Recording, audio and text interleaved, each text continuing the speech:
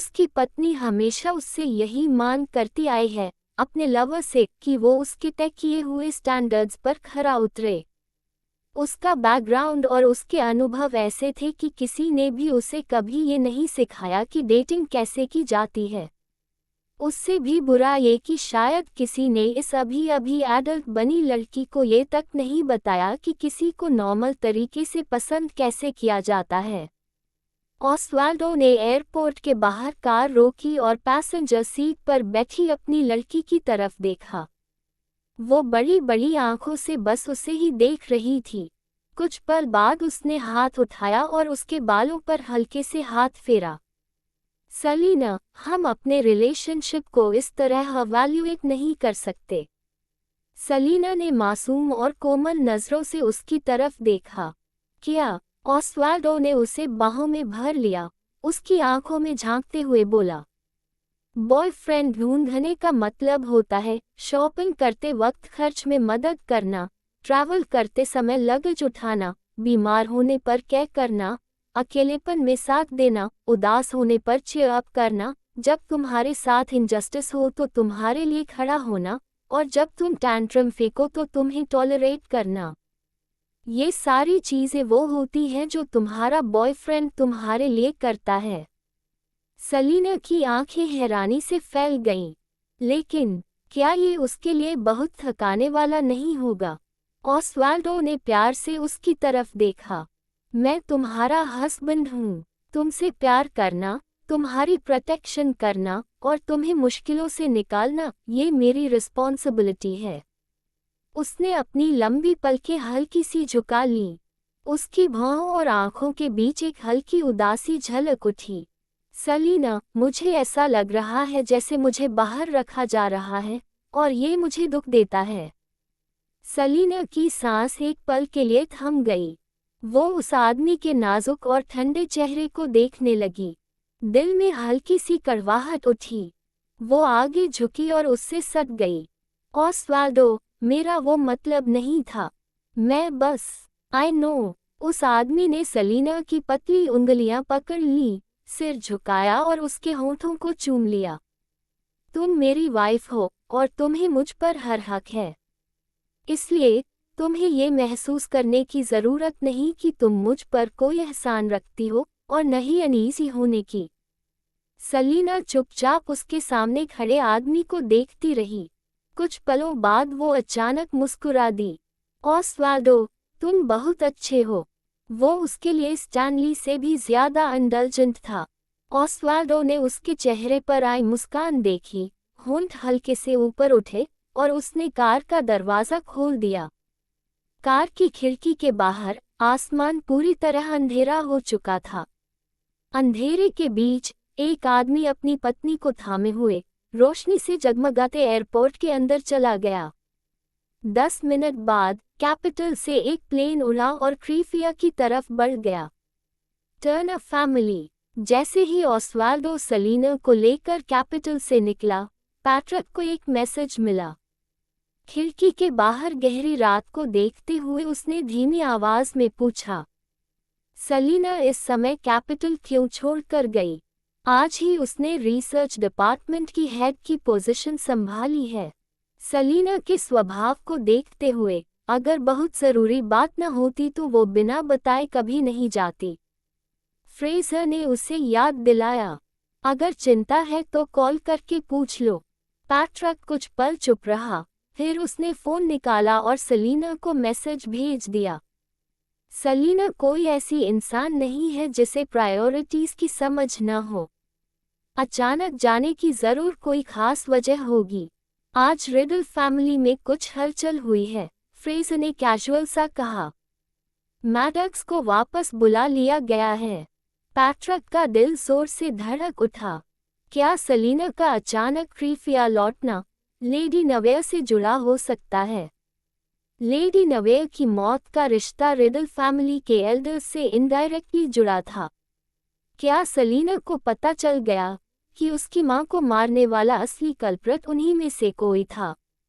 उसी समय जब सलीना क्रीफिया की तरफ उड़ान भर रही थी, वेबो पर अचानक उसका एक वीडियो सामने आया और बहुत तेजी से ट्रेंडिंग लिस्ट में ऊपर चढ़ने लगा। शुरुआत में इस नए वीडियो पर ज्यादा ध्यान नहीं गया, लेकिन एक नेटिजन ने इसे देखा और सीधे सेलिना के वेबो पर जाकर चिल्लाया, तैयार रहो, सेलिना फिर से ट्रेंड करने वाली है, और साथ में वीडियो लिंक अटैच कर दिया। खबर मिलते ही सेलिना के फैंस ने तुरंत लिंक खोल दिया। वो एक बेहतरीन तरीके से एडिटेड वीडियो था। घने अंधेरे जंगल में जानवरों की दहाड़ गूंज रही थी। ठंडी हवा स्क्रीन के पार से भी रोंगटे खड़े कर दे। मिलिट्री ग्रीन यूनिफॉर्म में एक लड़की, हाथ में लंबा विप लिए, कुछ मिलिट्री स्कूल स्टूडेंट्स के साथ मिलकर एक विशाल और भयानक बैर से लड़ रही थी। शुरुआत देखते ही सब सन रह गए। ओपनिंग स्क्वायर ब्रैकेट प्रश्नवाचक चिन्ह प्रश्नवाचक चिन्ह प्रश्नवाचक चिन्ह क्लोजिंग स्क्वायर ब्रैकेट। तो सेलिना इतने दिनों से गायब थी, क्या वो मूवी शूट कर रही थी? मिस्टर जॉर्डन, क्या सेलिना की कोई नई मूवी आई है? सब बड़ी दिलचस्पी से देख ही रहे थे कि अचानक बैर ने अपना खून से सना मुंह खोला और किसी को काट लिया। पूरा सीन इतना ब्रूटल और रियल था कि कई लोग डर के मारे चीख पड़े। स्पेशल इफेक्ट्स कमाल के हैं, डर से पसीना आ गया। ओ माय गॉड, वो बैर इतना रियल लग रहा है, बस उसका मुंह देखकर ही ठंड लग रही है। इसके बाद सेलिना ने अपना विप घुमाकर बैर की गर्दन में लपेटा, एक छलांग में उसके सिर पर चढ़ गई। चांदनी में उसके लंबे बाल लहरा रहे थे और उसकी ठंडी नज़र सीधे बैर पर जमी हुई थी। उसने बिना दया के अपनी लॉन्ग स्वॉर्ड से बैर की आंख में वार किया। खून चारों तरफ उड़ गया। ये सीन आते ही वीडियो देख रहे हर इंसान की रूह कांप गई। ओ माय एफ तारानकन इन गॉड, सो कूल, डैम, ये कौन सी मूवी है? नाम बताओ, प्रीमियर के टिकट्स अभी बुक करूंगा। उसकी आंखें इतनी फियर्स हैं, मेरे रोंगटे खड़े हो गए। सेलिना की तारीफों के बीच अचानक एक सवाल उठा, क्या तुम लोगों को सच में लगता है कि ये स्पेशल इफेक्ट्स हैं? मैं फिल्म प्रोडक्शन पढ़ता हूँ और ऑनेस्टली मुझे इसमें कोई स्पेशल इफेक्ट शॉट नहीं दिख रहा। उद्धरण चिन्ह प्रश्नवाचक चिन्ह विस्मयादिबोधक चिन्ह प्रश्नवाचक चिन्ह विस्मयादिबोधक चिन्ह प्रश्नवाचक चिन्ह उद्धरण चिन्ह। क्या मतलब? मुझे भी वही फीलिंग आ रही है। यहाँ तक कि फॉरेन फिल्म्स में भी इतने रियल इफेक्ट्स नहीं बन पाते। मुझे लगता है ये सीन असली हो सकता है। ये अंदाज़ा लगते ही सब और ज़्यादा एक्साइटेड हो गए। सेलिना का वीडियो पलक झपकते ही वायरल हो गया और तेजी से ट्रेंडिंग चार्ट्स पर चढ़ने लगा। 4 घंटे बाद प्लेन ग्रीफिया एयरपोर्ट पर उतरा। ऑस्वाल्डो ने सोती हुई सेलिना को गोद में उठाया, प्लेन से नीचे लाया और सीधे कैसल की तरफ ड्राइव किया। हालांकि मास्टर्स वहां नहीं थे, फिर भी कैसल का स्टाफ पूरी लगन से हर चीज को चमकाए रखता था। आधी रात को अपने दोनों मास्टर्स को लौटते देख सब बहुत खुश हो गए और तुरंत तैयारियों में लग गए। ऑस्वाल्डो ने सेलिना को उसके रूम तक पहुंचाया, फिर बाहर निकलते हुए कहा, उन दोनों लोगों को यहाँ ले आओ। यस, यंग मास्टर, लेया ने जवाब दिया और दौड़ती हुई बाहर निकल गई। ऑस्वाल्डो हॉल में गया और लूक को कॉल किया। कॉल जल्दी ही कनेक्ट हो गया। मिस्टर एंडरसन, आपकी वाइफ फिर से ट्रेंडिंग चार्ट्स पर है। ऑस्वाल्डो ने भौहें उठाई, फोन निकाला और वेबो खोल लिया। फिर उसकी नज़र उस वीडियो पर पड़ी जो पहले ही सर्च रैंकिंग्स के टॉप पर पहुंच चुका था। उस आदमी की आंखों में भावनाएं कसी हुई थीं। कुछ पल तक स्क्रीन को घूरने के बाद उसने गहरी आवाज में कहा, इसे नीचे उतारो। जो चीजें बाहर नहीं जानी चाहिए उन्हें पूरी तरह एन्क्रिप्ट कर दो। अंडरस्टूड। पहले सेलिना को फेमस बनाने वाली चीजों को लेकर उन्होंने ज्यादा सावधानी नहीं बरती थी, लेकिन अब जब उसका बैकग्राउंड और उसकी आइडेंटिटी सामने आ चुकी थी, तो जो कुछ भी लीक नहीं होना चाहिए था उसे पूरी तरह सील करना जरूरी था। उसी समय एम कंट्री के सियाटल एयरपोर्ट पर उस आदमी ने सिर हल्का सा झुकाया और कड़वी कॉफी का आखिरी घूंट खत्म किया। क्रॉनिक इंसोम्निया की तकलीफ ने उसके पीले चेहरे पर साफ उदासी और बेचैनी बिखेर दी थी। उसके पास बैठी दो जवान लड़कियां एक्साइटेड होकर वीडियोस देख रही थीं और तेज तेज बातें कर रही थीं। जब वो आदमी अनजाने में उनके पास से गुजरा तो उसकी नज़र उनके फ़ोन की स्क्रीन पर पड़ी और अचानक वहीं जम गई। वीडियो में एक जंगल था। धुंधली चांदनी के नीचे एफ्रोडाइटी जैसी खूबसूरत एक लड़की एक बीस्ट के कंधे पर खड़ी थी और पूरी ताकत से एक तेज ब्लेड उसकी आंखों में घूम रही थी। लड़की की उंगलियां चमकीले लाल खून से सनी हुई थीं। लाल और सफ़ेद रंगों का वो तीखा कंट्रास्ट आपस में घुल मिल रहा था, जैसे बर्फ पर कोई गहरा खूनी मौत का फूल खिल उठा हो। लड़की की आंखों की काली गहराई, उसकी नर्म लेकिन ठंडी किलिंग इंटेंट, ऐसा लग रहा था जैसे स्क्रीन को चीरती हुई सीधे उस आदमी की आत्मा पर वार कर रही हो। सीन बहुत जल्दी गुजर गया, लेकिन एक्सट्रीम ब्यूटी और एक्सट्रीम ईवल के बीच की वो तेज खून की गंध इस मशहूर पेंटर की आंखों में हमेशा के लिए बस गई। उस आदमी के हाथ कांपने लगे। उसका थका हुआ दिमाग एक के बाद एक एंडलेस इमेजेस बुनने लगा। अंधेरे जंगल में ब्लड मून, वो गॉड जितनी खूबसूरत लड़की, बीस्ट की भयानक दहाड़, आखिरकार उसे मिल गई उसकी वीनस। सलीना कैसल के बेसमेंट में दाखिल हुई। लेया ने सावधानी से अपनी यंग मैडम के चेहरे की तरफ देखा और बोली, यंग मैडम, दोनों लोग अंदर हैं। बिना किसी हिचक के सलीना आगे बढ़ गई। तुम बाहर इंतजार करो, उसने लेया को हुक्म दिया। लेया के कदम वहीं रुक गए। वो दरवाजे के पीछे से आने वाली आवाज़ों को ध्यान से सुनने लगी, दिल ही दिल में दुआ करती हुई कि अगर उन दोनों ने उसकी यंग मैडम को ज़रा भी परेशान करने की कोशिश की तो वो उसी पल अंदर घुसकर उन्हें मार डालेगी। बेसमेंट में हल्की सी रोशनी थी, लेकिन ठंडी सफ़ेद बल्ब की वजह से वो जगह दिन जैसी चमक रही थी। अचानक फुटस्टेप्स की आवाज़ से कमरे में मौजूद दोनों लोग चौंक गए। उन्होंने डरते हुए सिर उठाया और चारों तरफ देखने लगे। जैसे ही उन्होंने देखा कि कौन आया है, उनके चेहरे बुरी तरह बदल गए। एक की आंखों में दहशत थी और दूसरे के चेहरे पर जहरीली नफरत।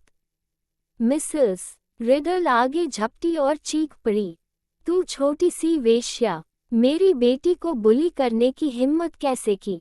सलीना ने एक जोरदार लात मारकर मिसेस रिडल को जमीन पर गिरा दिया और अपनी नुकीली हील सीधे उसकी छाती पर रख दी। मिसेस रिडल के मुंह से खून निकल आया। कोने में दुबका हुआ आदमी, जिसके चारों तरफ एक सिनिस्टर ऑरा था, और ज्यादा बुरी तरह कांपने लगा। सलीना ने नीचे देखा। मिसेस रिडल का चेहरा नफरत से विकृत हो चुका था। लगता है मैं लिया के साथ सच में बहुत ज्यादा दयालु हो गई थी।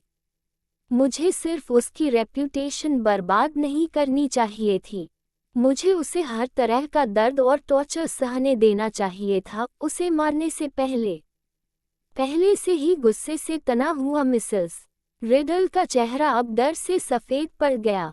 नहीं, प्लीज़ सलीना, मैं गलत थी। लिया को छोड़ दो, प्लीज़। सलीना ने उसे एक तरफ लात मार दी और अल्बर्टो की तरफ बढ़ी। उसके हर कदम के साथ अल्बर्टो और ज़्यादा कांपने लगा। जब तक सलीना उसके सामने आकर खड़ी हुई, वो पूरी तरह अनकंट्रोलेबल ट्रेम्बलिंग में था। सलीना, उसने कांपती आवाज़ में कहा। सलीना ने ठंडी हंसी हंसी और अचानक दीवार से एक नाइफ खींच लिया। अगले ही पल उसने उसे अल्बर्टो की हथेली में गहराई तक घोंप दिया। उसका पूरा हाथ जमीन से पिन हो गया। जेल में किसी ने पहले ही उसके हाथ पैर तोड़ दिए थे। वो न तो बच सकता था, न ही विरोध कर सकता था। उसके मुंह से एक दयनीय चीख निकली, ऐसी आवाज़ जो उसकी अपनी भी नहीं लग रही थी। मिसेस रिडल ने डर से अपना चेहरा ढक लिया और पीछे हटने लगी। मैं तुमसे पूछ रही हूँ, सलीना की आवाज़ बर्फ जैसी ठंडी थी। सालों पहले तुम्हें मेरी माँ का फेक मैरिज सर्टिफिकेट बनाने और उसकी रेपुटेशन गंदा करने की हिम्मत किसने दी थी? एल्बर्टो जमीन पर रेंगते हुए सिर हिलाने लगा। किसी ने नहीं, ये बस मेरे पिता की एक पल की गलती थी। छपाक। सलीना ने नाइफ निकालकर उसकी दूसरी हथेली में घोंप दिया।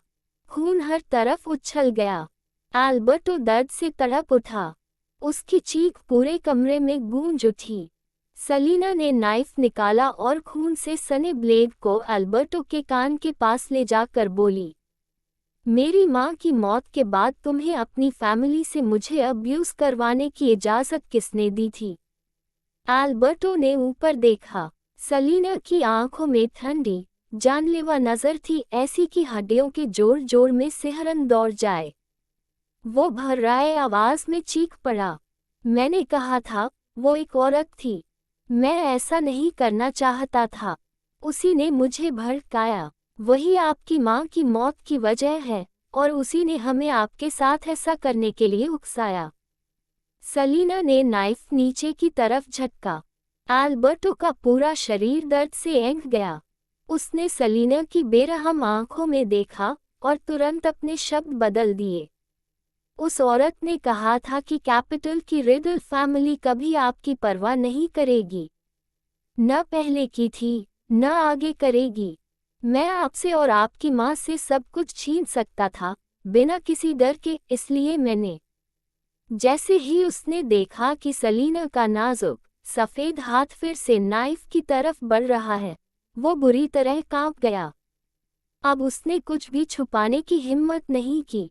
मैंने सोचा था कि आपको एक्सीडेंटली मरवा दूं, लेकिन उस औरत ने चेतावनी दी कि आपको जितना चाहे टॉर्चर कर सकता हूं, बस मार नहीं सकता। वो मुझसे समय समय पर क्रीफिया में आपकी हालत रिपोर्ट करवाती थी। उसने मुझे धमकाया था कि अगर मैंने किसी और को बताया, तो वो मुझे मार देगी। सलीना, डैड गलत था। प्लीज़ मुझे छोड़ दो। सलीना की आंखों की ठंडक जैसे बाहर बहने लगी। उसने खून से सने नाइफ का सिरा सीधे एल्बर्टो की आंख पर टिका दिया। ठंडी सफ़ेद रोशनी में उसका चेहरा एक गुड़िया जितना बेरंग और निर्दयी लग रहा था। क्या वो औरत मुझ जैसी दिखती है? एल्बर्टो ने सिर हिलाया। मुझे नहीं पता, मैंने उसका असली चेहरा कभी नहीं देखा। नाइफ का सिरा 1 इंच नीचे आया। एल्बर्टो की आंखों में तेज जलन हुई। वो फटी आवाज में चीखा, लेकिन लिया उसे जानती है। वो लिया को बहुत मानती है, उसके साथ अच्छा बर्ताव करती है। आपके 8 साल के होने के बाद लिया ही उसके कांटेक्ट में थी। वही आपकी हर बात उसे बताती थी। लिया को जरूर पता होगा कि वो कौन है। एल्बर्टो को लिया का नाम लेते सुनते ही मिसेस रिडल पागल हो गई। एल्बर्टो, चुप रहो, चुप रहो। लिया किसी औरत को नहीं जानती। ये सब तुम्हारी गलती है, तुम्हारे पाप हैं।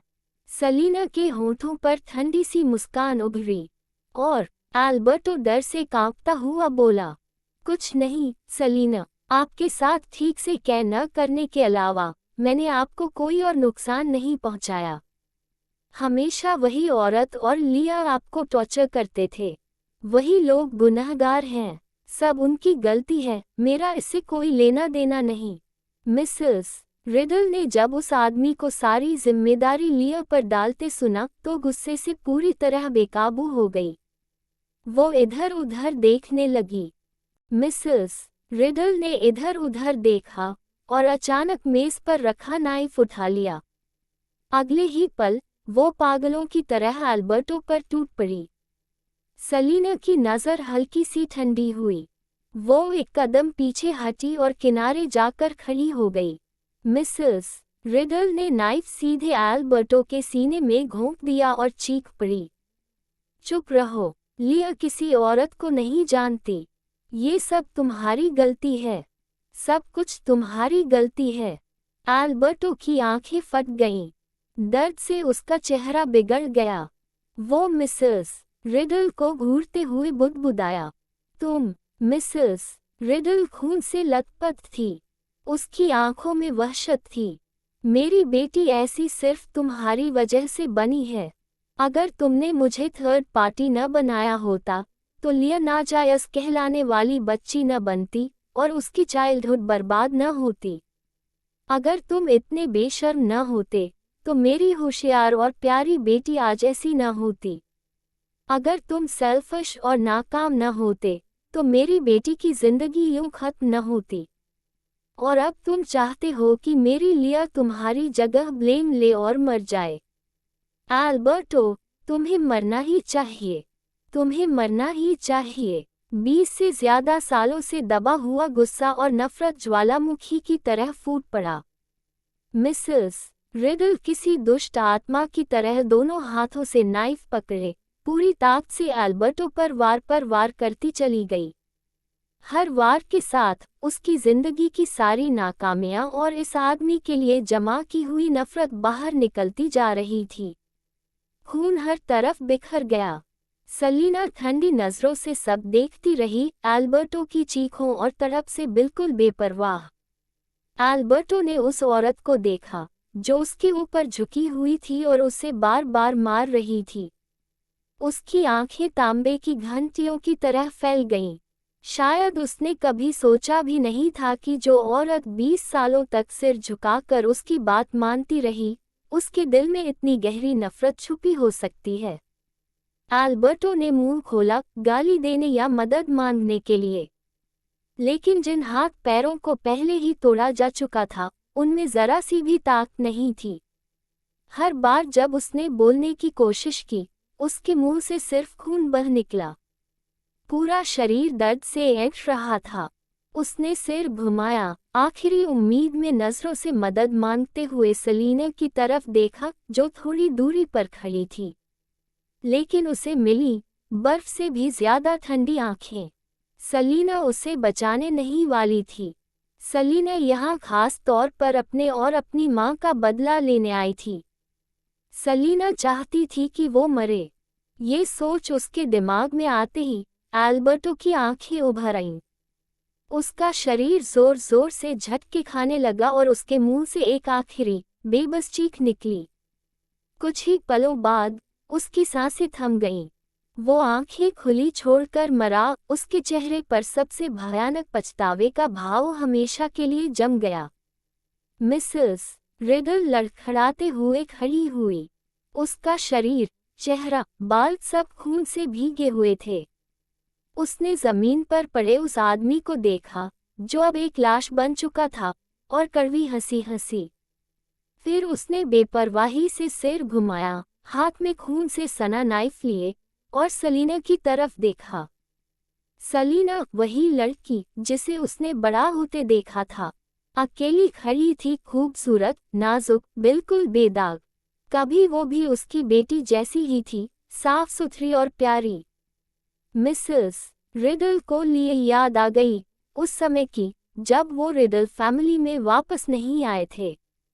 ना पैसा था, ना ताकत, ना लग्जरी जिंदगी, लेकिन उसकी बेटी कितनी समझदार और प्यारी थी। वो उसे गोद में उठाती और जहाँ भी जाती लोग कहते, कितनी सुंदर बच्ची है। किंडरगार्टन की टीचर उसे सबसे ज्यादा प्यार करती थी। हमेशा कहती थी, ये क्लास की सबसे क्यूट बच्ची है, बड़ी होकर सबसे आगे जाएगी। उसकी लिया हर एग्जाम में फर्स्ट आती थी। लिया कहा करती थी कि वो बड़ी होकर डांसर बनेगी और उसे दुनिया की सबसे खुश मॉम बनाएगी। लेकिन सब कुछ बदल गया जब एल्बर्टो उन्हें रिडल फैमिली में वापस ले आया। जब उसने नवेया और सलीना को देखा, उसकी बेटी खुद को खो बैठी। लिया ने फिर कभी फर्स्ट आने की कोशिश नहीं की। उसने वो सब करना छोड़ दिया जो उसे पसंद था। उसने फिर कभी नहीं कहा कि वो उसे दुनिया की सबसे खुश मॉम बनाएगी। लिया ने अपने सपने तक छोड़ दिए। लिया के पास जो कुछ भी था सब उस लड़की ने छीन लिया जो अब उसके सामने खड़ी थी। और जब वो सब छीना गया, लिया ने सब कुछ खो दिया। मिसेस रिडल ने सलीना को जहर भरी नजरों से देखा। वो नवेया से भी नफरत करती थी क्योंकि मरने से पहले वो लिया का नाइटमेयर थी। लेकिन जब उसने सलीना की शांत, भावहीन आंखों में देखा तो वो कांप उठी। वो हमेशा नवेया को दोष देती आई थी कि उसने उसका पति छीन लिया, उसे थर्ड पार्टी बना दिया और लिया को दर्द दिया। लेकिन जब वो मजाक बन चुका झूठा सा मैरिज रिलेशनशिप सामने आया तो मिसेस रिडल को भी मानना पड़ा कि उसकी नफरत कितनी बेतुकी थी। नवेया की क्या गलती थी? सलीना की क्या गलती थी? गलत तो वो आदमी था जो अब जमीन पर मरा पड़ा था। मिसेस रिडल ने सलीना की तरफ देखा। आंसू बहते हुए उसके खून से सने चेहरे पर चमक रहे थे। उसे खुद नहीं पता था वो डर से रो रही थी या पछतावे से। सलीना, लिया को तुम्हारे और तुम्हारी माँ के बारे में कुछ नहीं पता था। सच में नहीं पता था, सलीना ने बिना किसी भाव के कहा। शायद उसे सच में नहीं पता था। शायद अल्बर्टो की बात सही थी। वो औरत लिया की बहुत परवाह करती थी, उसे बहुत अहमियत देती थी। उसने लिया को बस यही सिखाया कि सलीना से चीज़ें कैसे छीननी हैं और उसे कैसे सताना है। लेकिन उसने कभी लिया को ये सच नहीं बताया कि सलीना का कोई और बायोलॉजिकल फादर भी है। क्या इसलिए ताकि लिया को अपने खून की वजह से होने वाला दर्द और हीनता महसूस न हो। इस मामले में वो औरत सच में लिया की परवाह करती थी। मिसेस रिडल ने होंठ हिलाए फिर चुप हो गई। पहले उसे कुछ नहीं पता था, अब उसे सब पता था। लेकिन लिया ने लौटने का रास्ता नहीं चुना। मिसेस रिडल ने कड़वी मुस्कान के साथ अचानक सलीना के सामने घुटनों पर बैठते हुए कहा, सलीना, मैं तुम्हारी और तुम्हारी माँ की मदद करूंगी। इस बीस्ट को मार दिया। सलीना ने उसे भावहीन नजरों से देखा। मिसेस रिडल ने दर्द भरी हंसी हंसी। अचानक उसने हाथ उठाया और खून से सना नाइफ अपने ही शरीर में घोंप दिया। वो बिना पलक झपकाए सलीना को घूरती रही। उसके मुंह के कोने से खून बहने लगा। सलीना, मेरी और उस बीस्ट की गलती थी। हम तुम्हारी और तुम्हारी माँ की कीमत अपनी जान से चुकाएंगे। प्लीज लिया को छोड़ दो। सलीना की आंखों में हल्की सी अंधेरा उतर आया। मिसेस रिडल, मैं उसे क्यों छोड़ूं? मिसेस रिडल की आंखें फैल गईं। उसके होंठ कांपने लगे। वो अपनी यादों में कुछ ढूंढने लगी, कोई एक वजह, कोई एक बात जिससे वो सलीना से लिया के लिए भीख मांग सके। वो जानती थी सलीना सच में एक अच्छी बच्ची थी। अगर वो बस कुछ ऐसा याद कर पाती, कुछ भी जो उसने कभी सलीना के लिए किया हो, तो शायद लिया के लिए एक रास्ता बच सकता था। मिसेस रिडल ने दिमाग पर जोर डाला। बीते समय में कुछ भी याद करने की कोशिश की, कुछ भी जो सलीना के सामने रखने लायक हो। लेकिन बहुत सोचने के बाद भी उसे कुछ नहीं मिला। उन्होंने इस बच्ची के साथ कभी अच्छा व्यवहार नहीं किया था। यहाँ तक कि जब सलीना बीमार होती थी तो उन्होंने उसे एक गिलास पानी तक नहीं दिया, ना कभी डॉक्टर बुलाया।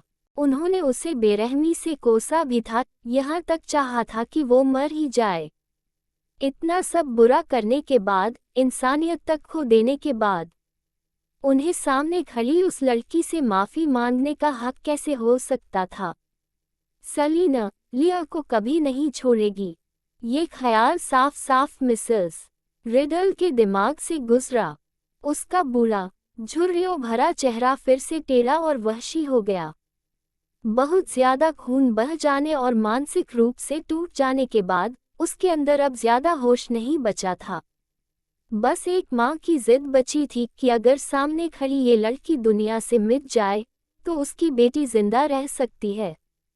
मिसेस रिडल ने अपने शरीर से नाइफ निकाला और लड़खड़ाते हुए सलीना की तरफ बढ़ी। उसकी बूढ़ी, धुंधली आंखों में अब सिर्फ टेढ़ी मेढ़ी दुष्टता दिख रही थी। सलीना ने सामने खड़ी उस औरत को ठंडी नजरों से देखा, खून से लथपथ और चेहरे पर किसी ईवल स्पिरिट जैसी वहशत। बैंग! आखिरकार मिसेस रिडल सलीना तक पहुंच ही नहीं पाई। वो सलीना के पैरों के पास गिर पड़ी। उसका सिर एक थी लेकिन नजरें खाली थीं। खून से सना नाइफ सलीना के कपड़ों से बस कुछ इंच की दूरी पर पड़ा था। आखिरी सांसों में वो रोई और बहुत धीमी आवाज में बुदबुदाई, बेटी, काश उसने अपनी बेटी को अच्छे से सिखाया होता। उसी समय लिया कॉन्फ्रेंस रूम में बैठी लव इन सिटी की रिलीज डेट पर चर्चा कर रही थी। तभी उसके दिल में अचानक एक अजीब सी धड़कन उठी। उसने चारों तरफ देखा, बिना वजह बेचैनी होने लगी।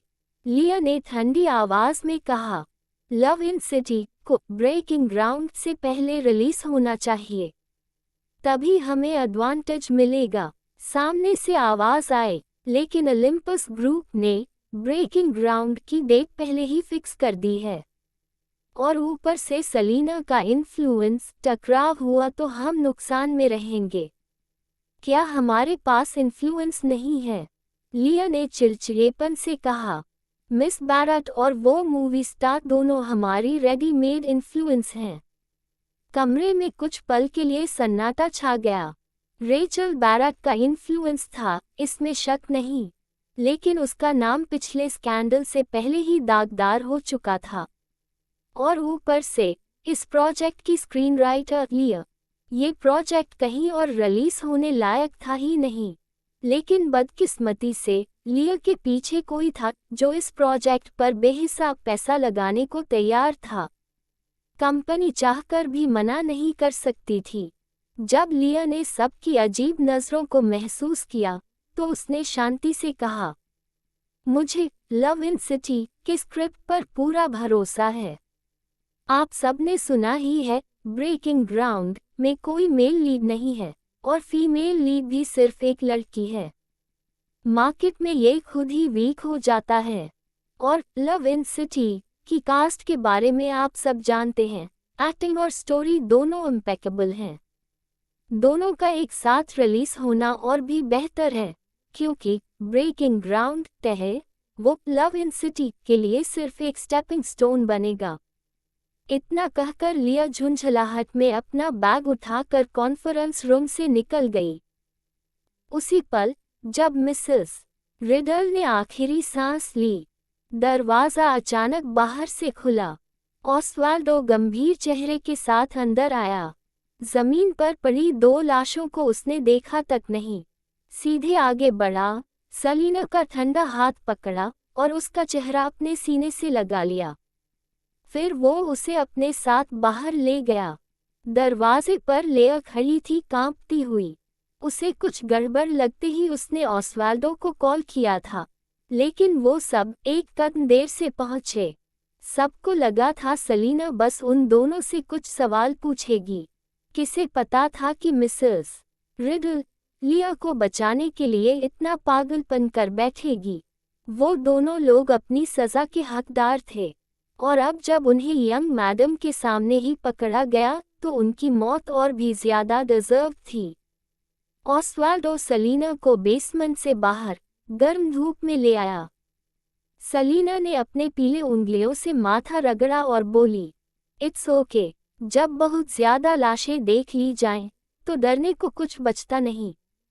ऑस्वाल्डो ने उसकी बेचैन आंखों को देखा।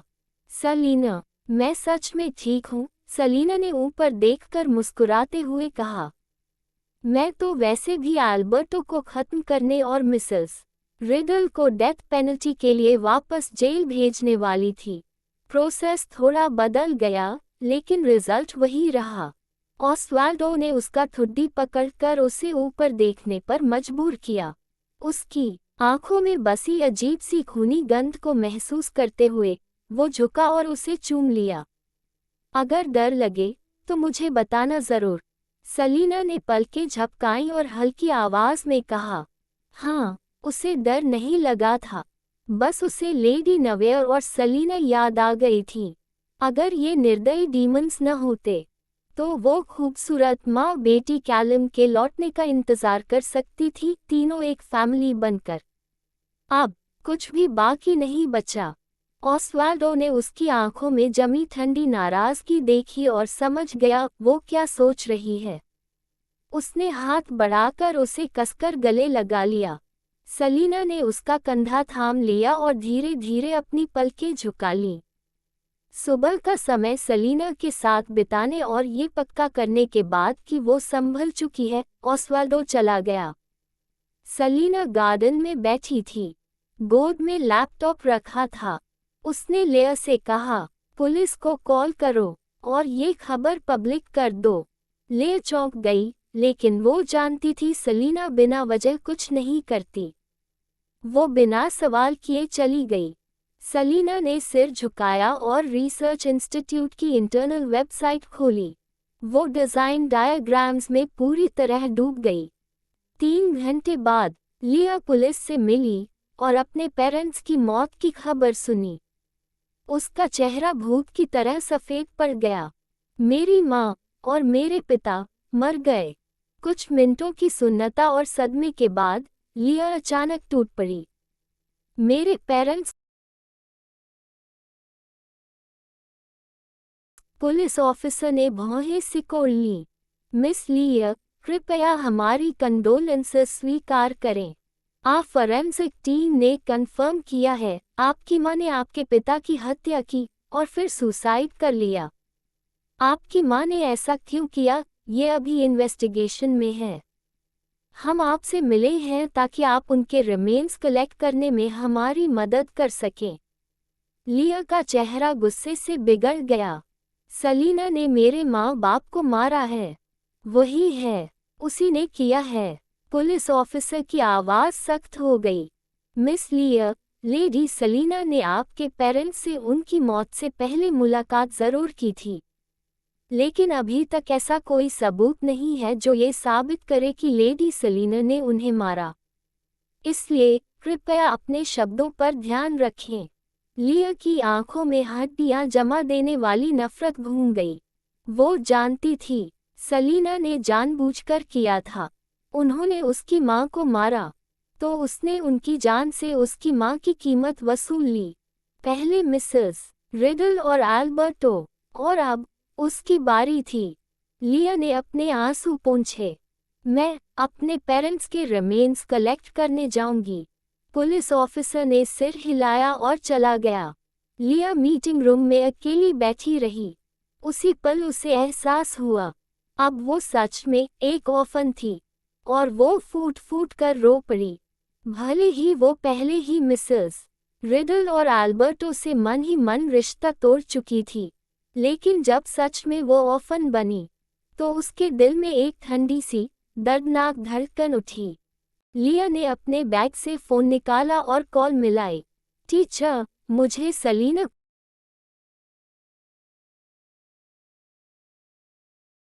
पूरा दोपहर गार्डन में अपने डिज़ाइन्स पर काम करते हुए बिताया, जब तक ऑस्वाल्डो वापस नहीं आया और उसे ज़बरदस्ती अंदर ले गया। डिनर के बाद उसे पैट्रिक का कॉल आया। तुम कब वापस आ रही हो? यहाँ कुछ चीज़ें संभालनी हैं, तो शायद 1 हफ्ता लगे। कैपिटल में अभी कुछ अर्जेंट नहीं है। तुम क्रीफिया में कुछ दिन और आराम कर सकती हो। ओके। थोड़ी और एडवाइस के बाद सेलिना ने कॉल काट दिया और ऊपर देखा। ऑस्वाल्डो सोफा से टेक लगाए खड़ा था, हल्की सी स्माइल के साथ। मुझे थोड़े समय के लिए अब्रॉड जाना है, लेकिन मैं तुम्हें लेने वापस आ जाऊंगा। अब्रॉड? सेलिना चौंक गई। उसने पहले कभी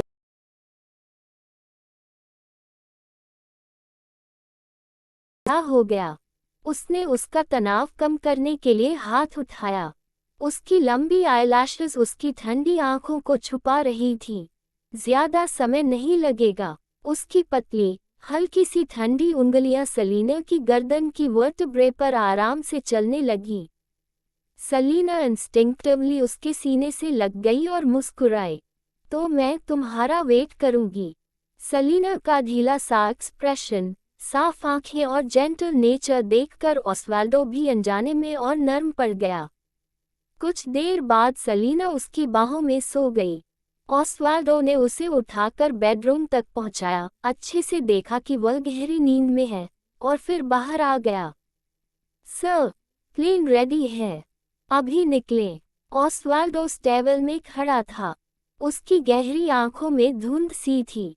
कुछ सेकंड बाद उसने पीछे बंद पड़े दरवाजे की तरफ देखा। अगर सलीना ने आज रात खून देखकर नाइटमेयर देखा तो कल सुबह 5 बजे। इतना कहकर वह पलटा और चला गया। अगली सुबह ठीक 5 बजे क्रीफिया से एक प्राइवेट प्लेन ने उड़ान भरी और दूर फेडरल एम्पायर की तरफ रवाना हो गया। सुबह सलीना की नींद खुली तो उसने आसपास देखा, लेकिन ऑस्वाल्डो कहीं नहीं था। तभी उसे याद आया कि उसने कहा था कि वह अब्रॉड जा रहा है। इतना अर्जेंट था क्या? सलीना ने बिना मन लगाए ब्रेकफास्ट खत्म किया और ओलिम्पस ग्रुप की तरफ ड्राइव की।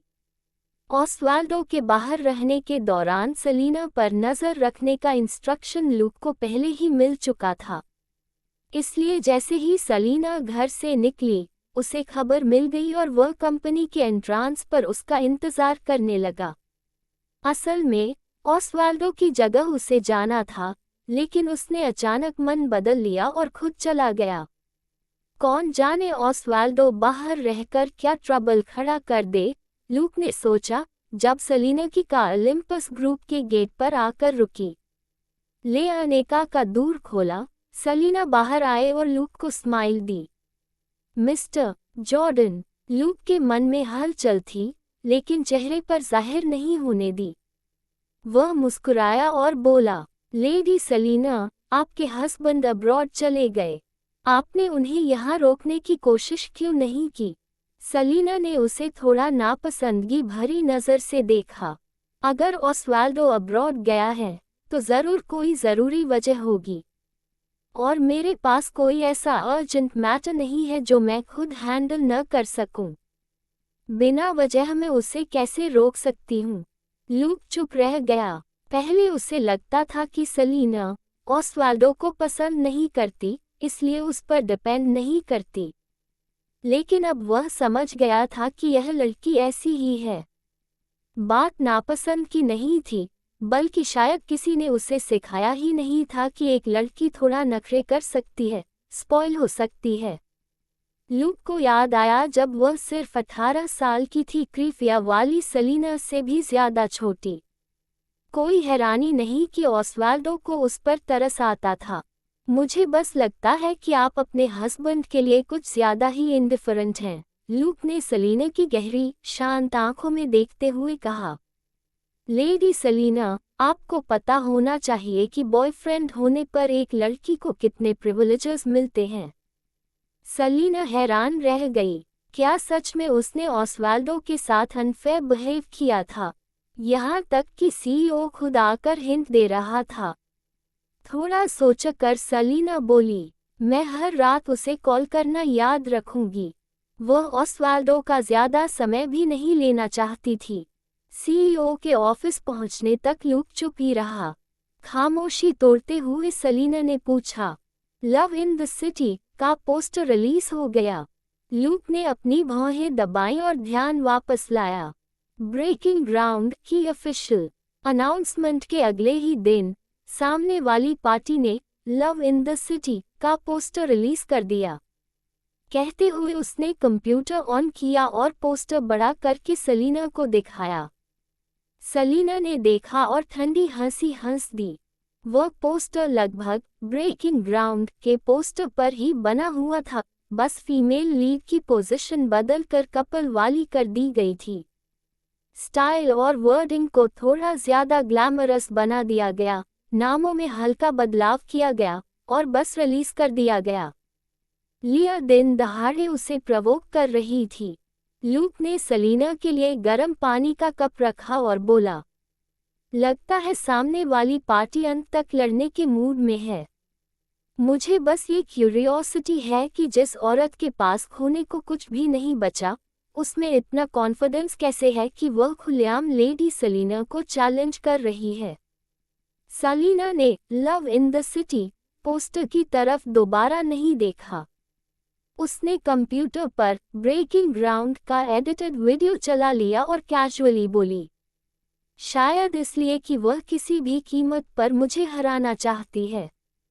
सेलिना को हराना लिया की ऑब्सेशन बन चुका था, जैसे उसके पीछे खड़ी उस औरत के लिए नवेया को हराना उसकी सबसे बड़ी ऑब्सेशन थी। सेलिना का एक्सप्रेशन ठंडा हो गया। लूक कॉफी लिए टेबल से टेक लगाकर खड़ा था। वह सेलिना को ध्यान से वीडियो देखते हुए देखकर बोला, लेडी सेलिना, क्या आपको पता है वह औरत लिया को इतना इम्पोर्टेंस क्यों देती है? जिस तरह उसने लिया की मदद की, लव इन द सिटी को रिस्क लेकर शूट किया और सेलिना को चैलेंज किया, उससे साफ था कि वह लिया को बहुत केयर करती थी। पहले की इन्वेस्टिगेशन जोड़ दी जाए तो ये लगभग तय था। सेलिना बिना गर्मजोशी के मुस्कुराए। शायद इसलिए क्योंकि लिया उसका ही एक दूसरा वर्जन है। वह मेरी माँ से हार गई थी, तो नेचुरली चाहती है कि लिया मुझे हरा दे। लेकिन अफसोस, सेलिना मर चुकी थी और वह यहाँ थी। लिया सेलिना के हाथों हार चुकी थी और वह औरत नवेया की उस बेटी को, जिसे उसने खुद पाला था, सेलिना से हारते हुए बर्दाश्त नहीं कर सकती थी। जैसे हैटी के लिए उसकी फीलिंग्स थी, वैसे ही लिया उसके लिए एक अटैचमेंट बन चुकी थी। ऐसी बातें सिर्फ सेंसिटिव दिल वाली औरतें ही समझ सकती हैं। लूक शायद समझ गया था। वह मुस्कुराया। लगता है सामने वाली पार्टी पूरी ताकत से आएगी। लेडी सेलिना, क्या आप रेडी हैं? सेलिना ने ऊपर देखा और मुस्कुराए। जिस दिन मैंने आपको स्क्रिप्ट दी थी, उसी दिन से रेडी हूँ। मुझे अपने काम पर पूरा कॉन्फिडेंस है, और जो लोग लिया का साथ देकर मेरे खिलाफ खड़े होने की हिम्मत रखते हैं, उन्हें सबसे बुरे के लिए तैयार रहना चाहिए। जब सेलिना ओलंपस ग्रुप में ब्रेकिंग ग्राउंड की रिलीज से जुड़े मामलों को संभाल रही थी, उसी वक्त लिया मिसेस रिडल और एल्बर्टो के रिमेन्स कलेक्ट करने के काम में लगी हुई थी। लेकिन लिया चालाक थी और हर चीज के लिए हमेशा दूसरों पर डिपेंड रहने की आदी थी। अचानक सब कुछ खुद हैंडल करना पड़ा और वह बिल्कुल संभाल नहीं पाई। आखिरकार लिया के पास कोई रास्ता नहीं बचा और वह रेंटल हाउस लौटकर डोमिनिक को ढूंढने चली गई। वॉल्सन फैमिली उसे हद से ज्यादा नफरत करती थी। मिसेस वॉल्सन और पागल सी एंजी को छोड़कर डोमिनिक तक उसे देखना नहीं चाहता था। लिया कमरे में गई।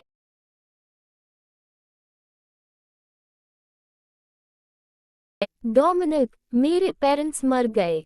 डोमिनिक उसे झटककर दूर करने ही वाला था, लेकिन अचानक वहीं रुक गया।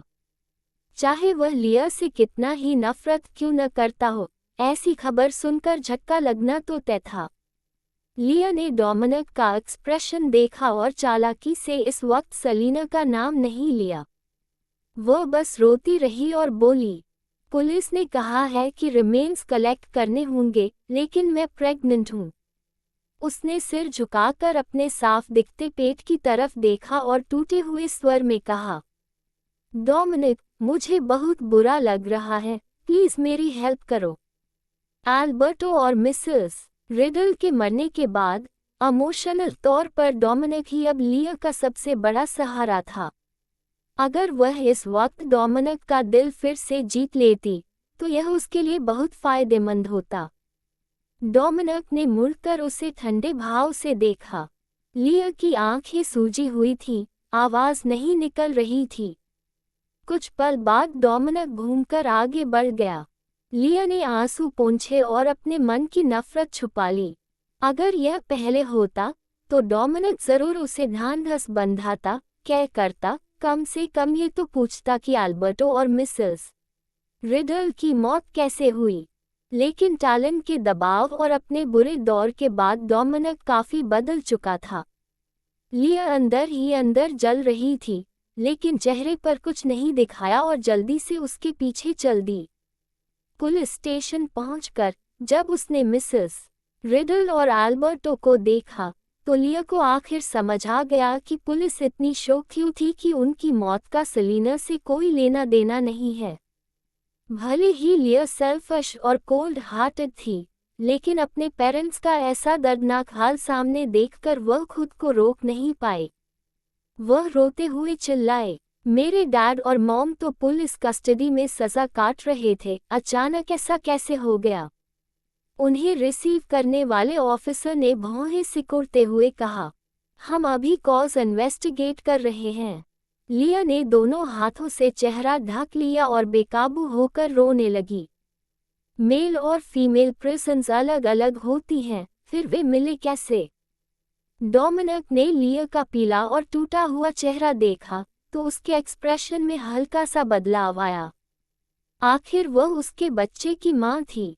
डोमिनिक ने हाथ बढ़ाकर उसे संभालने की कोशिश की। लिया अब खुद को रोक नहीं पाए और उसके सीने से लगकर रो पड़ी। ब्रदर डोमिनिक, मेरे डैड और मॉम चले गए, अब मैं क्या करूं?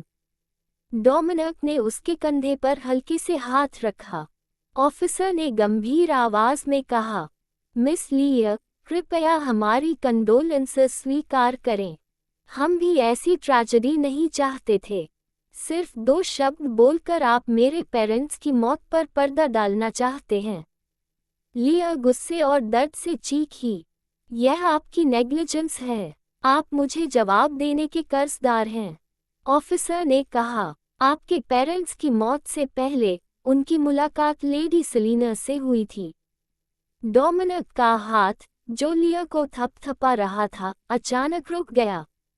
डोमिनिक के रिएक्शन से अनजान लिया ने दांत भींचते हुए कहा, सेलिना से मिलने के बाद ही मेरे डैड और मॉम मरे, क्या आपको उससे सवाल नहीं करने चाहिए?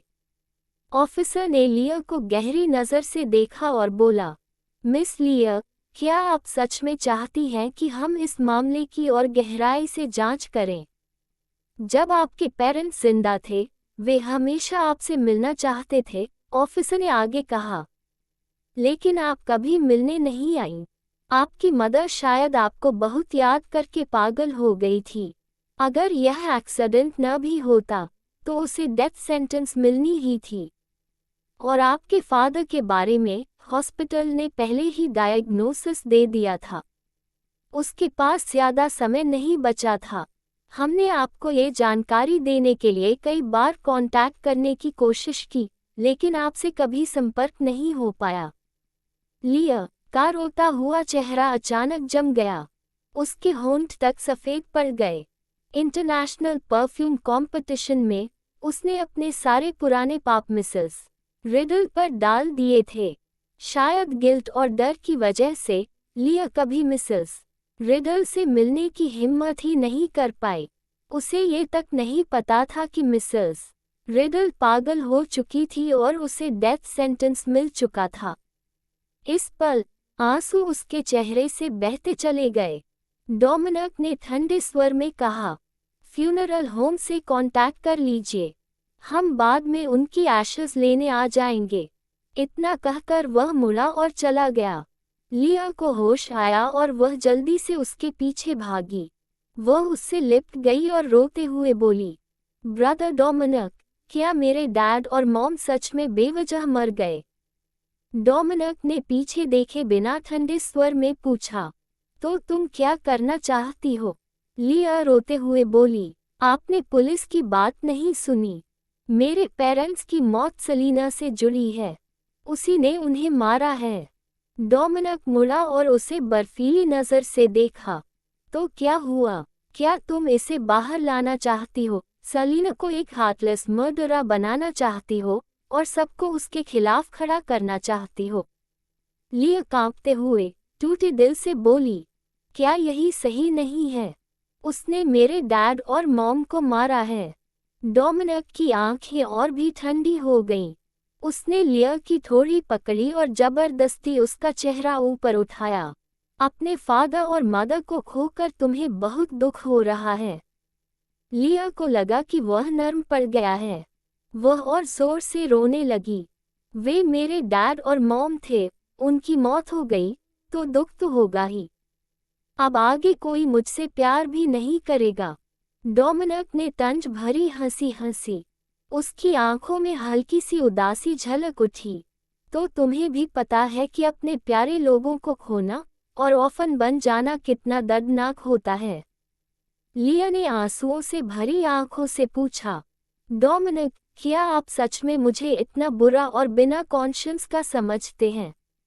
डोमिनिक की नज़र बर्फ की तरह तीखी थी। अगर तुम्हारे अंदर जरा भी कॉन्शियंस होता तो तुम सेलिना के साथ ऐसा कैसे कर सकती थी? लिया एक पल के लिए जड़ हो गई। जब तुमने अपने पेरेंट्स खोए, तुम दुखी हुई और तुम्हें कंफर्ट चाहिए था। डोमिनिक ने कटाक्ष और दर्द से भरी नज़र से उसे देखा। तो जब सेलिना ने अपनी माँ को खोया होगा, क्या वह दुखी नहीं हुई होगी? वह तब सिर्फ 5 साल की थी। डोमिनिक को उसकी माँ के फ्यूनरल पर रोती हुई छोटी सी सेलिना याद आ गई और अंदर ही अंदर पछतावे और दर्द ने उसे जकड़ लिया। कैपिटल से लौटने के बाद ये सीन डोमिनिक के लिए एक नाइटमेयर बन चुका था, जो उसे हर रात सोने नहीं देता था। डोमिनिक ने गुस्से और दर्द से लिया को देखा। वह इतनी छोटी थी, इतनी टूटी हुई, इतनी हर्ट। तुम्हारे परिवार को उसके साथ इतना क्रूर होने की क्या जरूरत थी? लिया के सफेद पड़े गाल बुरी तरह कांप। डोमिनिक को घूरते हुए लिया की आंखों में रेजेंटमेंट की एक झलक थी। तुम हमेशा ऐसे ही रही हो, डोमिनिक ने उसे डिसअपॉइंटमेंट और ठंडेपन से देखते हुए कहा। फैमिली होते हुए भी तुमने सेलिना से सब कुछ छीन लिया और आखिर में उसे अपनी आंख की कांटा समझकर हर तरह से अब्यूज किया, उसे हर्ट किया। लिया, तुम खुद को समझती क्या हो? ये सवाल किसी तेज चाकू की तरह लिया के दिल में गहराई तक उतर गया। लिया का पीला चेहरा बिगड़ गया। गलती सेलिना की थी, उसने। वह कई बार बोलना चाहती थी, लेकिन गला जैसे रुई से भर गया हो। आवाज ही नहीं निकल पाई। वह बस डोमिनिक को नफरत भरी नजरों से घूरती रही। डोमिनिक ने लिया की ठोड़ी पकड़कर जोर लगाया, सिर्फ इसलिए कि सेलिना अब तुम्हारी खिलौना नहीं बनी जिसे तुम पिछले 10 सालों की तरह मैनिपुलेट कर सको, हट कर सको। तो अब गलती उसी की हो गई। लिया चिल्लाना चाहती थी, जोर जोर से बहस करना चाहती थी, लेकिन उसके पास कोई जवाब नहीं था। डोमिनिक ने ठंडी हंसी हंसी, तुमने सेलिना की माँ को मारा, उसका घर छीन लिया, उसकी हर चीज हथिया ली, 10 साल से ज्यादा उसे बेरहमी से हर्ट किया, और अब तुम्हें लगता है कि उसे रिटेलिएट करने का हक नहीं है। लिया, तुम्हें सेलिना पर मर्डरा होने का इल्जाम लगाने का हक किसने दिया? तुम्हारे फादर और मदर को मारने वाली कोई और नहीं, बल्कि तुम खुद हो, है ना? लिया सामने खड़े आदमी को बर्फ जमा देने वाली नज़र से देखती रह गई। पिछले 10 सालों में डोमिनिक हमेशा सेलिना को अपने शब्दों से घायल करता आया था। लिया ने कभी नहीं सोचा था कि एक दिन वही चाकू उसी पर गिरेगा। सेलिना के लिए डोमिनिक आज उसे मलिशियस और शेमलेस ठहरा रहा था। लिया शायद पागल हो गई थी, या शायद उसका दिल पूरी तरह टूट चुका था। वह रोते रोते हंसने लगी। मेरे लिए सेलिना का जिंदा रहना ही सबसे बड़ी गलती है। मेरी जिंदगी का सबसे बड़ा रिग्रेट यही है कि मैंने उस बिच को पहले ही नहीं मारा और उसे ज्यादा सफर करने दिया। डोमिनिक ने घृणा से उसकी तरफ देखा। तुम पागल हो चुकी हो। इतना कहकर वह मुड़ा और चला गया। लिया वहीं खड़ी रही, रोती भी रही, हंसती भी रही। वह बहुत लंबे समय से एक्टिंग कर रही थी, यहाँ तक कि खुद को भी धोखा दे रही थी। लिया हमेशा सोचती थी कि वह सिर्फ डोमिनिक को यूज कर रही है, लेकिन यूज ही सही, पिछले 10 सालों में डोमिनिक की केयर और प्रोटेक्शन रियल थी। और आज वही आदमी जिसने हमेशा उसे संभाला, उसका साथ दिया, अब सेलिना के लिए लिया को दोषी ठहरा रहा था। यह अचानक आया बदलाव लिया के लिए सिर्फ रेजेंटमेंट नहीं, बल्कि सच में दिल तोड़ देने वाला था। लिया ने देखा, डोमिनिक ठंडे चेहरे के साथ उससे दूर चला जा रहा था, और वह अचानक फूट फूट कर रो पड़ी। उधर सेलिना पूरा सुबह लूक के ऑफिस में डिजाइन्स बनाते हुए बिताती है। लंच टाइम पर उसे हैटी का वीडियो कॉल आता है। हैटी अपने ब्रदर से मिलने गई थी और लौटकर देखा तो सलीना जा चुकी थी। वह उदास होकर बोली, सलीना, तुम कब वापस आ रही हो? सलीना ने कॉफी स्टर करते हुए कहा, शायद 1 हफ्ते में। हैटी को ग्रैंपा के केयरटेकर की बात सुननी चाहिए और अच्छे से रेस्ट करना चाहिए। हैटी ने कहा, मेरे ब्रदर ने बताया कि रिसर्च इंस्टीट्यूट वाले तुम्हारे बाहर रहने के दौरान ट्रबल कर सकते हैं। सलीना ने सिर हिलाया, उनकी फिक्र मत करो, एक बार जो चीज़ मेरे हाथ में आ गई वो वापस नहीं जाती। सलीना को काम देखकर हैटी को तसल्ली हुई। वह क्लास के लिए निकलने लगी। कॉल काटने से पहले सलीना ने पूछा, स्टार बनने के लिए रेडी हो? हैटी को ठीक से समझ नहीं आया। उसने पूछा, क्या तुम्हारा स्क्रिप्ट जल्द रिलीज होने वाला है? सलीना बोली, 3 दिन में। तभी हैटी को समझ आ गया कि सलीना क्रीफिया में क्यों रुकी हुई है। हैटी ने कहा कि वह ब्रेकिंग ग्राउंड के फैंस को हैंडल कर लेगी और गुड बाय कहकर कॉल खत्म कर दिया। सलीना ने कॉफी नीचे रखी, कंप्यूटर बंद किया और फ्लोर टू सीलिंग विंडो की तरफ चली गई। लूक साफ तौर पर व्यूज का शौकीन था। उसके ऑफिस से पूरी क्रीफिया दिखाई देती थी। सलीना ख्यालों में खोई हुई थी कि अचानक टेबल पर रखा फोन वाइब्रेट करने लगा। रिंगटोन सुनते ही वह एक पल के लिए फ्रोज हो गई, फिर मुस्कुराए और जल्दी से कॉल उठा लिया। तुम पहुंच गए। भले ही सलीना कल रात सो गई थी, लेकिन उसे याद था कि ऑस्वाल्डो उसके पास सोया था। वह बिना आवाज किए चला गया और उसे एक शब्द कहने का मौका भी नहीं मिला। सलीना ने दिखाया नहीं, लेकिन दिल में थोड़ी चिंता थी। फोन के उस तरफ ऑस्वाल्डो की नर्म आवाज आई, जस्ट लैंडेड। सलीना को लूक की बातें याद आईं। उसने सोचा कि इस वक्त गर्लफ्रेंड होने के नाते उसे क्या कहना चाहिए। आखिरकार वह बोली, अच्छे से रेस्ट करना और खुद को ज्यादा ओवरवर्क मत करना। ऑस्वाल्डो हल्के से हंसा, सलीना, लूक की मत सुनो, जैसे हो वैसे ही रहो। सलीना एक पल रुकी। क्या सच में वह इतनी बैड थी कि अपने बॉयफ्रेंड को बेसिक केयर तक नहीं दे पाई? उसके दिल में गिल्ट उमड़ आया। वह धीमी आवाज में बोली, ये थोड़ा मिस्टर जॉर्डन की वजह से है, लेकिन मैं सच में कंसर्न दिखाना चाहती थी। ऑस्वाल्डो जैसे कुछ समझ गया। उसकी स्माइल और भी खुश हो गई। हवा की आवाज के साथ उसकी हल्की हंसी फोन से निकलकर सलीना के कानों में गूंज गई। उस सीटी बजाती हवा को सुनकर सलीना चौंक गई। उसे अचानक अजीब लगा। वह धीरे से पूछ बैठी, तुम कहाँ हो? ऑस्वाल्डो ने नरमी से पूछा, तो क्या अब तुम अपने हस्बैंड के करियर की चिंता करने लगी हो? सलीना को और गिल्ट महसूस हुआ। वह धीमी आवाज में बोली, ऑस्वाल्डो, आई एम सॉरी, तुमने क्या गलत किया? सलीना हमेशा ऐसी लड़की थी जो अपनी गलती मान सकती थी। उसने शर्म से लाल हुए अपने कान को हल्के से पकड़ा और फुसफुसाए, मैं आगे से तुम्हें समझने की कोशिश करूंगी, तुम्हारी केयर करूंगी, जैसे तुम मेरी करते हो। क्या ऑस्वाल्डो सच में उसे समझता है? ये सवाल सलीना के दिमाग में चमक गया। अगर उसे पता चले कि वह असल में एक मरी हुई इंसान है, तो क्या वह डर जाएगा? अगर उसे पता चले कि वह उतनी अच्छी और मासूम नहीं है जितना वह सोचता है, कि उसके हाथ खून से सने हैं, तो क्या वह उसे पसंद करना छोड़ देगा? सलीना ने अपने गुलाबी होंठ काट लिए। इन्हीं ख्यालों में उलझकर वह अपना पिछला सवाल भूल गई। ऑस्वाल्डो जैसे उसकी बेचैनी महसूस कर रहा हो। उसकी आवाज और भी जेंटल हो गई। सलीना, तुम क्या सोच रही हो? मैं। सलीना की लंबी आईलैशेस कांप गईं। ऑस्वाल्डो, अगर किसी दिन तुम्हें पता चले कि मैंने तुमसे झूठ बोला है, तो क्या तुम मुझसे नाराज हो जाओगे? नहीं, मैं नहीं होऊंगा। आदमी की आवाज इतनी जेंटल थी कि अजीब सी लग रही थी।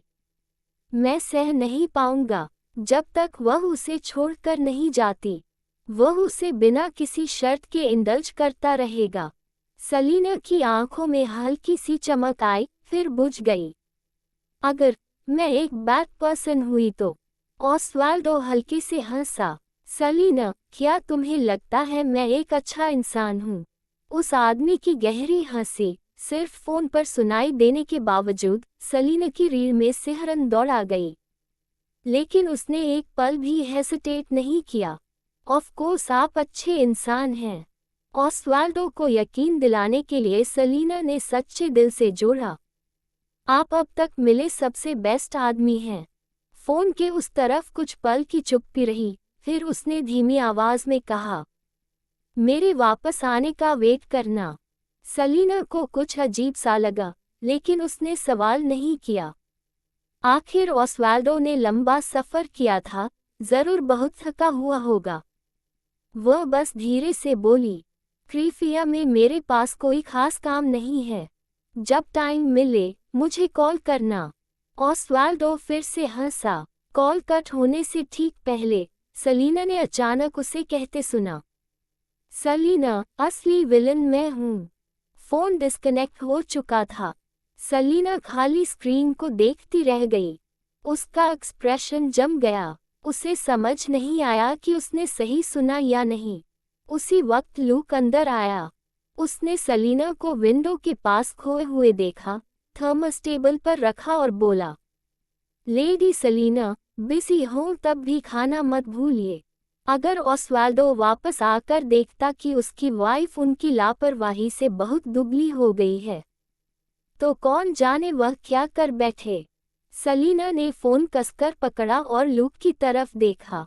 Mister Jordan. लूक थोड़ा कंफ्यूज्ड हुआ। क्या हुआ? सेलिना कुछ कहना चाहती थी, लेकिन शब्द नहीं मिले।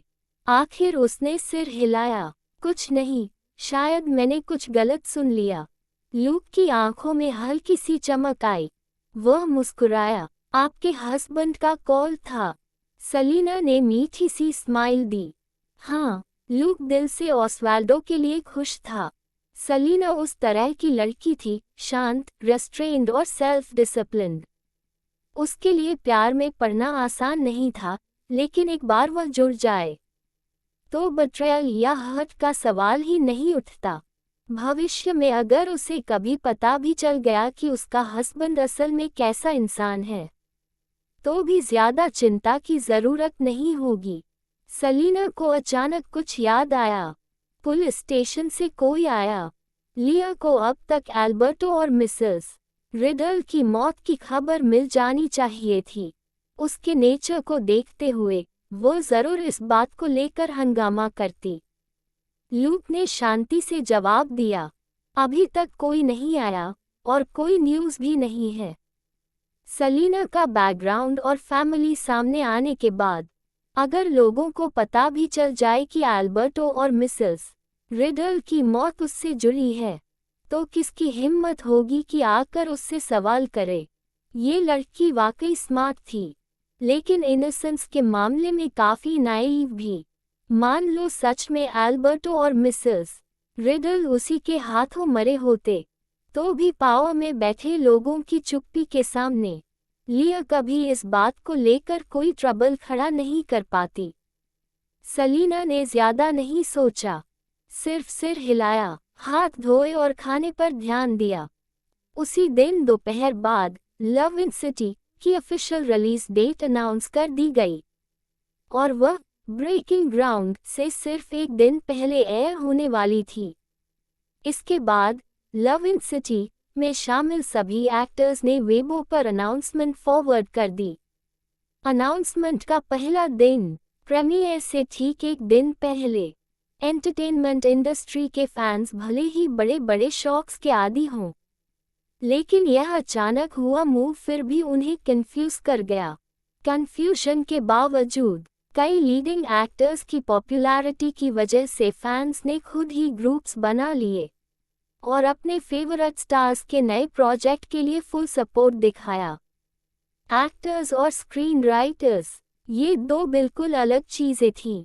लिया सिर्फ एक स्क्रीन राइटर थी, जो पब्लिक में दिखाई नहीं देती थी। पब्लिक की नज़र में थे रेचल, हैडर, हैना, पुराने और नए, सभी वेल नोन एक्टर्स। ये सब बेहद पॉपुलर थे और उनके फैंस मिलकर एक डरावनी संख्या बनाते थे। ऊपर से रेचल का पुराना स्कैंडल भी पीआर की मदद से लगभग साफ हो चुका था। उस इंसिडेंट से उसे सिंपैथी भी मिली और जो पॉपुलैरिटी गिर गई थी वह वापस आ चुकी थी। सिर्फ आधे दिन में लव इन सिटी की पॉपुलैरिटी आसमान छूने लगी। कभी कभी कोई यह पॉइंट करता कि लिया ही स्क्रीन राइटर है और विरोध करने की कोशिश करता, लेकिन पॉपुलर एक्टर्स के फैंस उन्हें तुरंत दबा देते। मुझे फर्क नहीं पड़ता स्क्रीन राइटर कौन है, मुझे बस अपने फेवरेट स्टार्स को एक्टिंग करते देखना है, इसमें गलत क्या है। स्क्रीन राइटर अलग होता है, एक्टर अलग, दोनों को मिक्स मत करो। ओके, लिया की रेप्यूटेशन चाहे जैसी हो, इसका लव इन सिटी से क्या लेना देना। डेथ रो वाले कैदियों को भी क्रिएट करने का हक होता है। तो कुछ लोगों के फैंस सेलिना को ड्रैग करना बंद करें। एल्बर्टो और मिसेस रिडल के मामलों को निपटाने के बाद लिया कंप्यूटर के सामने बैठी, एक्सप्रेशनलेस होकर लव इन सिटी को लेकर ऑनलाइन बस देख रही थी। सेलिना ने कहा था कि ब्रेकिंग ग्राउंड उसका ड्रीम है ना?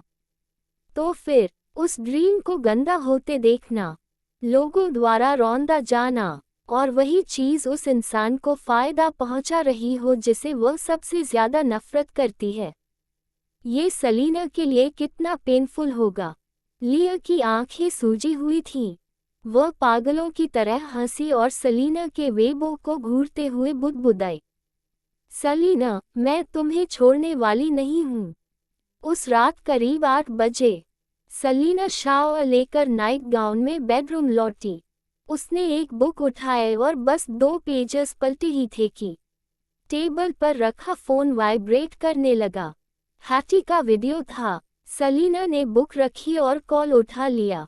स्क्रीन पर हैटी का ठंडा, गुस्से से भरा चेहरा था। सेलिना, आज का हॉट सर्च देखा? हाँ, सेलिना ने शांति से जवाब दिया। ये बेहया औरतें। अब हैटी को समझ आ गया था कि सेलिना ने पहले क्यों कहा था कि ड्रामा रिलीज होते ही लॉसूट आ सकता है। ब्रेकिंग ग्राउंड से ठीक एक दिन पहले इतना बड़ा सीन क्रिएट करना, ये साफ साफ सेलिना को डिस्गस्ट करने की कोशिश थी। हैटी का गुस्सा देखकर सेलिना मुस्कुराई।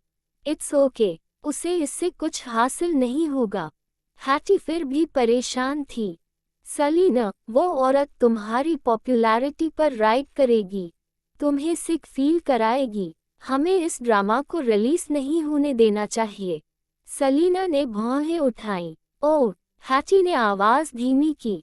हम ब्रॉडकास्टिंग अथॉरिटी से बात कर सकते हैं। कोई रीज़न ढूंढकर उसकी इस घटिया ड्रामा को ब्लॉक करवा सकते हैं।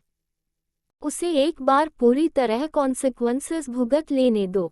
लड़की के इस सजेशन पर सेलिना हल्के से हंसी। लेकिन ऐसा करना उनके लिए बहुत इजी हो जाएगा, है ना? ऐसा किया तो उल्टा हम पर बुलिंग का इल्ज़ाम लग जाएगा।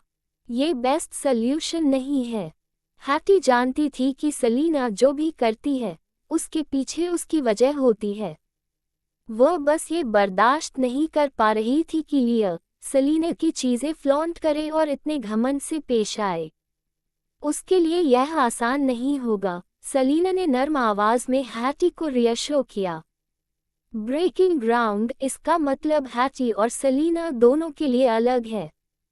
हैटी, बस देखते रहो, मैं उन्हें कीमत चुकाने पर मजबूर करूंगी और उस दूसरी सेलिना का सपना पूरा करूंगी। हैटी एक पल के लिए चुप हो गई। उसे अनायास ही सेलिना की कही हुई बातें याद आ गईं। उसके पास 2 सेलिना थीं। एक थी सामने वाली सेलिना और दूसरी एक बिल्कुल अलग लड़की जो न उससे मिलती थी न सेलिना से। हैटी ने उस दूसरी सेलिना को कभी अपनी आंखों से नहीं देखा था, लेकिन शायद वे खून के रिश्ते से जुड़ी थीं, सिर्फ सेलिना की बातों से ही। हैटी को उस अनदेखी लड़की के लिए एक अजीब सी अपनापन महसूस होता था। सेलिना ने ये भी कहा था कि ब्रेकिंग ग्राउंड उस दूसरी सेलिना का सपना है। मैं समझ गई, सेलिना, हैटी ने कहा। मैं इम्पल्सिव कुछ नहीं करूंगी। अगर तुम्हें मेरी ज़रूरत पड़े, बस मुझे कॉल कर देना। आखिरकार, वह इस प्रोजेक्ट की लीड एक्ट्रेस थी।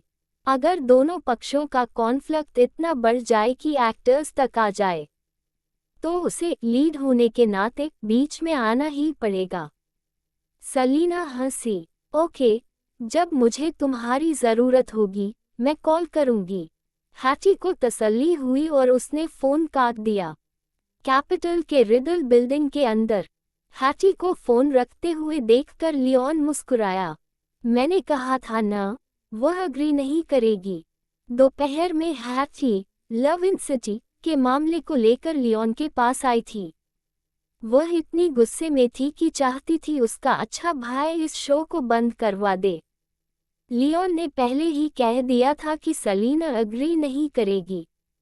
इसके बाद ही हैटी ने सेलिना को कॉल किया था। लियोन की बात सुनकर लड़की ने उसे घूरा। लियोन ने उसके सिर पर हाथ फेरा और जो बातें उसने अभी सुनी थीं, उन्हें याद किया। उसकी आंखों में समझ की हल्की सी चमक आई। हैटी, क्या तुम बता सकती हो कि इस सेलिना के अलावा तुम्हारे पास एक और सेलिना कब से है? हैटी चौंक गई। तभी उसे एहसास हुआ कि लियोन पूरे समय उसके पीछे खड़ा था और उसने ध्यान ही नहीं दिया। अनजाने में उसने बहुत कुछ रिवील कर दिया था। हैटी ने आर्म्स क्रॉस कर ली और मुंह फेर लिया। ये सेलिना और मेरे बीच का सीक्रेट है। मैं तुम्हें नहीं बता सकती। लियोन ने लड़की के मासूम चेहरे को देखा और भौहें सिकोड़ लीं। पक्का नहीं बता सकती। हैटी ने गंभीरता से उसकी तरफ देखा। मेरी कितनी भी बहनें हों, रिडल फैमिली पर कोई असर नहीं पड़ेगा। फिर आप इतना क्यों कुरेद रहे हैं? लियोन ने उसके बाल उलझा दिए और कड़वाहट भरी मुस्कान के साथ बोला, मैं बस सोच रहा था, कहीं ऐसा तो नहीं कि हमारी आंट ने ट्विंस को जन्म दिया हो। हैटी सन रह गई। वह इंस्टिंक्टिवली उसे झुठलाना चाहती थी, लेकिन शब्द होठों पर ही रुक गए। उसने भी कभी सोचा था कि वह दूसरी सेलिना कहाँ गई, लेकिन सेलिना ने कभी बताने का इरादा नहीं दिखाया। हैटी समझदार लड़की थी, उसने इस बात को ज्यादा नहीं खींचा। लेकिन अब लियोन की बात सुनकर उसे अचानक लगा कि शायद उसमें कुछ सच्चाई हो सकता है उनकी आंट नवेया ने सच में ट्विंस को जन्म दिया हो। एक सेलिना जिंदा थी और दूसरी मर चुकी थी। यही वजह थी कि सेलिना ने उसे बार बार याद दिलाया था कि उसके पास दो सेलिना हैं और वह दूसरी को भूल न जाए। अगर यह सच था, तो इसका मतलब था कि उसकी एक बहन थी, जो उसकी जानकारी के बिना ही मर गई। लड़की की आंखें लाल हो गईं। वह लियोन को घूरते हुए बोली, ब्रदर, अगर यह सच है, तो ग्रैंडपा, ग्रैंडमा, आप और मैं, हम सबको मर जाना चाहिए था। लियोन को अंदाजा नहीं था कि उसकी बात उसे इतना हर्ट कर देगी।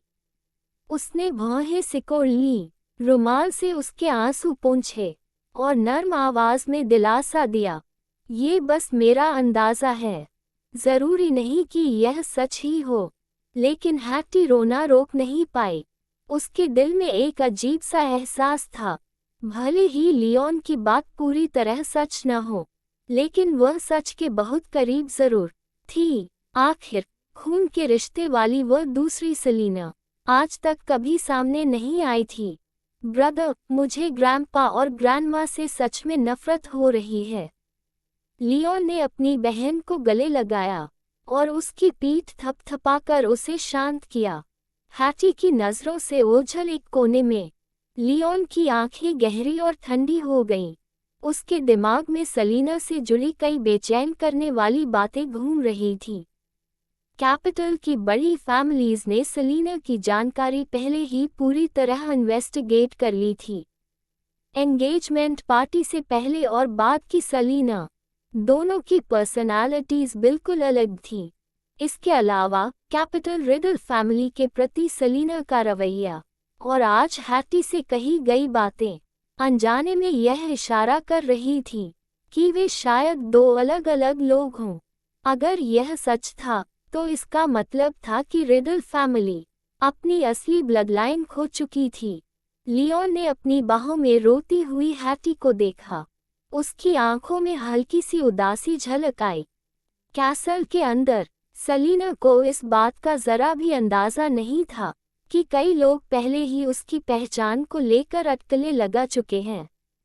हैटी का कॉल करते ही लूक का मैसेज आ गया। उसने सेलिना से कहा था कि वेबो पर अपने यंग फीमेल फैंस को काम करे, क्योंकि लियो के साथ कॉन्फ्लिक्ट बढ़ता जा रहा था। लव इन सिटी की स्क्रिप्ट ने कई लोगों में डिस्गस्ट पैदा कर दिया था और ब्रेकिंग ग्राउंड से सीधा कनेक्शन साबित करने का कोई सबूत न होने की वजह से कुछ एक्सट्रीम कमेंट्स सेलिना के लिए ट्रबल खड़ा कर सकते थे। वेबो खोलते ही सेलिना ने देखा love in city 3 hot search positions पर छाया हुआ था। उन टाइटल्स को देखकर सेलिना के होठों पर बिना भावना की एक हल्की मुस्कान आई। चाहे ये पॉपुलैरिटी खरीदी हुई हो या असली, इतना साफ था कि लिया इस ड्रामा के जरिए पूरी ताकत से सेलिना को चैलेंज करना चाहती थी। सेलिना को क्यूरियोसिटी हुई, अब जब लिया को एल्बर्टो और मिसेस रिडल की मौत के बारे में पता चल चुका है, तो वह उसका सामना कैसे करेगी। सेलिना ने वेबो की बहसों पर ज्यादा ध्यान नहीं दिया। उसने कैजुअली एक पोस्ट किया, अपने फैंस से कहा कि जल्दी सो जाएं। लेकिन अगले ही पल उसके कमेंट सेक्शन में मैसेजेस की बाढ़ आ गई। सेलिना ने कमेंट्स में से एक का रिप्लाई किया, अच्छी नींद के बाद ही हम उठकर ब्रेकिंग ग्राउंड को एंजॉय कर पाएंगे। सेलिना सही कह रही है, लियो के लिए यहाँ अपनी ब्यूटी स्लीप क्यों वेस्ट करें। ये पढ़कर दिल को कितना कंफर्ट मिला। सेलिना, क्या सच में ब्रेकिंग ग्राउंड में कोई मेल लीड नहीं है? सेलिना, इसमें मेल लीड के लिए कोई जगह ही नहीं है। कमेंट सेक्शन हंसी से भर गया। उसकी हालत देखो, मेल लीड सच में अननेसेसरी होगा। Don't worry, handsome male lead न भी हो, फिर भी हम तुम्हें छोड़कर नहीं जाएंगे। मैंने तो अपनी सीट ऑलरेडी रेडी कर ली है। ब्रेकिंग ग्राउंड के रिलीज का इंतजार है। फैंस का मूड सक्सेसफुली काम करने के बाद सेलिना ने वेबो लॉग आउट किया और टाइम देखा। 9 बज रहे थे, बस 15 मिनट बाकी थे। सेलिना कुछ देर तक फोन स्क्रीन को देखती रही, फिर ओस्वाल्डो को कॉल करने का फैसला किया। कॉल कनेक्ट हुआ, लेकिन सामने से कट हो गया। सेलिना चौंक गई। अगले ही पल स्क्रीन पर वीडियो कॉल का रिक्वेस्ट आ गया। सेलिना मुस्कुराए और फौरन आंसर बटन दबा दिया। स्क्रीन पर ओस्वाल्डो का बेहद हैंडसम चेहरा उभर आया। वह pure black, high and sofa से टिके हुए थे। उन्होंने आधा मिनट सेलिना के चेहरे को देखा, फिर भारी हंस की आवाज में हंसते हुए बोले, मिस्ड मी। सेलिना ने बिना झिझक उसके प्यार भरे गहरे नजरिए से नजरें मिलाईं। उसके गाल हल्के से लाल हो गए। उसने हाथ उठाकर कान पकड़ लिया। हाँ, आई। ओस्वाल्डो की आंखें नर्म पड़ गईं। वह हल्का सा हंसे, यहाँ का काम खत्म होते ही मैं वापस आकर तुम्हारे पास रहूंगा। सेलिना ने आंखें झपकाईं। उसने देखा कि वह अब भी ब्लैक सिल्क शर्ट और पैंट्स में थे। उसे लगा वह बाहर जाने वाले हैं, इसलिए उसने सोच समझकर उनका टाइम वेस्ट नहीं किया। वह बस मीठी सी मुस्कान के साथ बोली, तो फिर जल्दी वापस आना। ओस्वाल्डो उठे और अपनी लंबी सीधी टांगों से एलसीडी स्क्रीन की ओर आए। वह हल्का सा झुके, उनकी पतली उंगलियां स्क्रीन के पार उसके गाल को छूती हुई सी गुजर गईं। सो जाओ, तुम जैसे ही सो जाओगी मैं निकल जाऊंगा। सेलिना के दिल में एक गर्म सी लहर दौड़ गई। हालांकि उसकी उंगलियां सच में स्क्रीन के पार उसे छू नहीं सकती थीं, फिर भी सेलिना को लगा जैसे उसका स्पर्श धीरे धीरे उसकी स्किन पर उतर रहा हो। उसने उसकी बेहद खूबसूरत शक्ल, मुड़ी हुई आंखों को देखा और खुशी व शर्म से भरी आवाज में कहा, गुड नाइट। ऑस्वाल्डो की आंखों में बेनाम सी गर्माहट थी। वह धीमे से हंसा। Good night. जिस सुकून भरी साथ की उसे जरूरत थी वह मिल चुका था।